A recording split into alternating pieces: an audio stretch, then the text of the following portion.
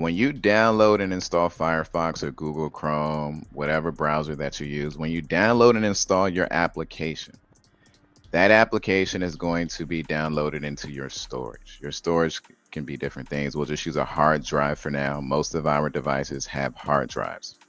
Okay.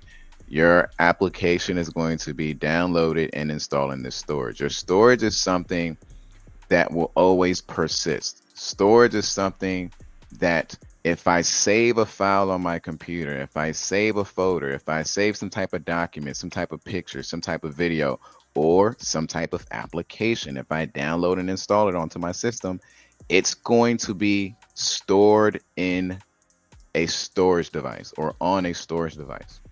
When you turn your computer off, for the most part, when it reboots or turns back on, this application, the file, the folder, the picture, the video, is still going to exist on that storage device. This is why when you type up a paper for school, when you download pictures on your phone, and when you restart your phone, restart your laptop, turn it off for the day, and turn it back on, that data, that application, that file, that folder, that picture, it's still there because of the way storage behaves. Okay, storage is non-volatile.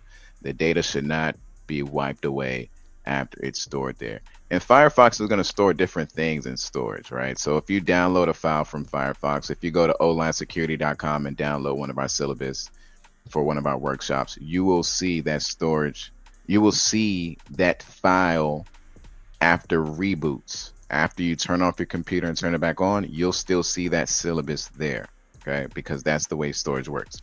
Now, let's go to the next component, right? Storage, pretty simple, pretty straightforward. You save things on storage, it should persist. The key term here, especially for the Security Plus exam and other types of certification, it should persist. It should remain there. It should still live there even after rebooting or turning your system off, as long as you saved it, right?